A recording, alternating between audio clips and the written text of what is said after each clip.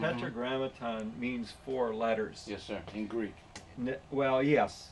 Yes, it does. It means 4 letters. The 4-letter word in the Bible is the name of God. Okay. And it's Yod He Vav He. Okay.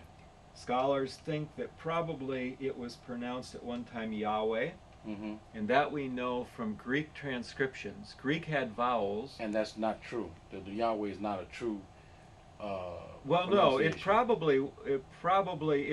a reasonable reconstruction. Reasonable reconstruction. Right, and it's because we don't have any vocalized Hebrew texts that tell us how to do it.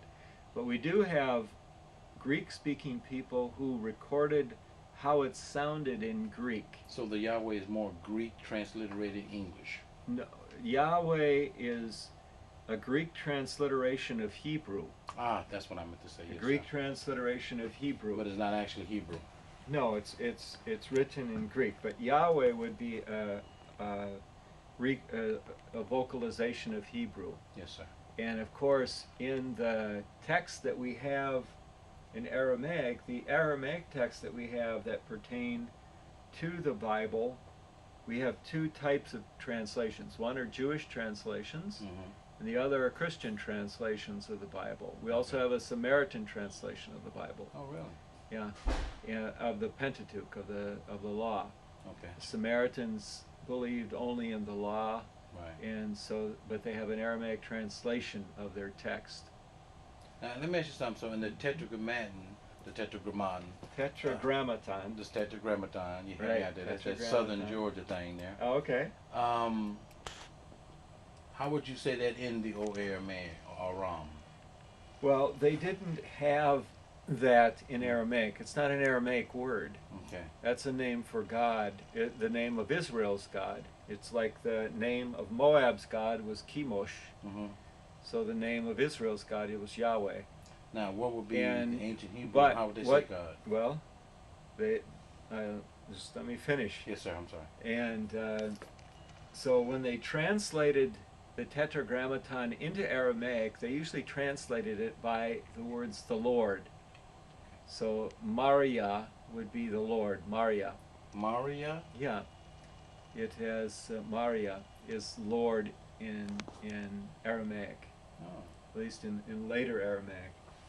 And let's look at, let's see if we can find a text here that would be, see how Jewish translation would handle it here. That's a Targum, isn't it? Yes. Targum Okinos. Onkelos. Onkelos. Targum Onkelos. Let's see here. Now, I have to see here with AYaHSharAL, it's just transliterated. Usually the Targumim, instead of writing or vocalizing the form, they will also have a substitute. Here you have Yod Vav Yod is substituting for Hebrew Yod Vav He. Okay.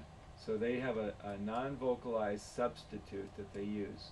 Sometimes they, here again, here That's is a the glory of the Lord, Yekara de Adonai. They probably would read it that way. It's just a substitution. So Yod Vav Yod stands for the Tetragrammaton. They're using only 3 letters.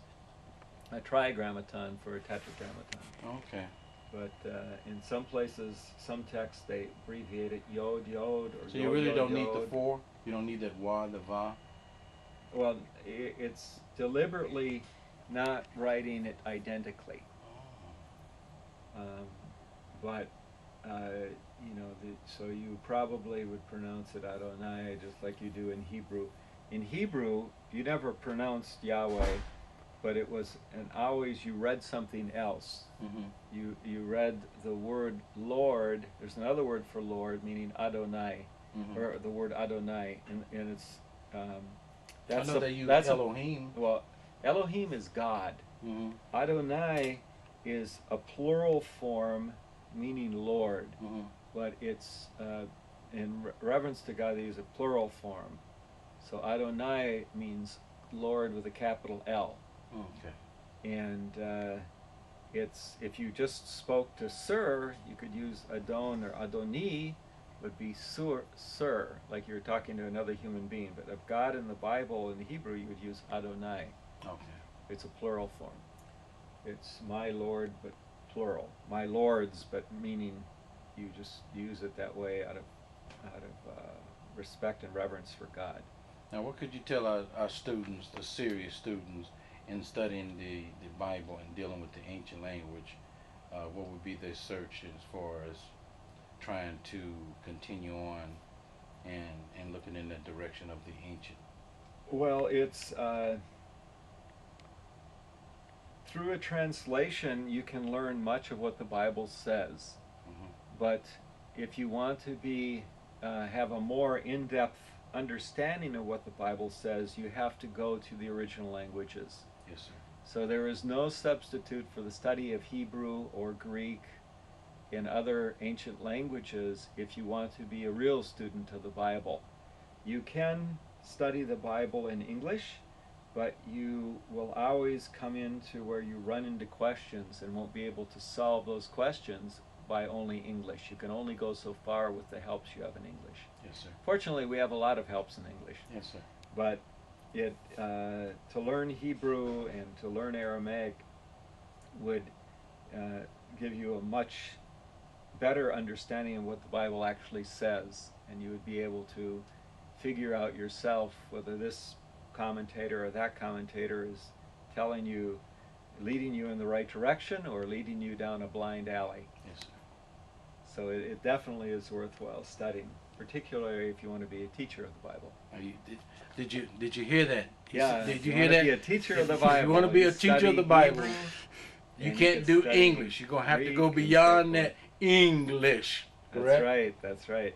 Well, we thank you very kindly for your time. You're very welcome. I'll tell Brother Jacob, Lou Jacob, that we got down here because he didn't know if you were here. But once again, I thank you for your time. Oh, you're very... Thank you for coming. All right. And remember that to be a great student and teacher in the Bible, you can't just do English. You have to go to the original language. That's right. Best wishes. Thank you, Doctor.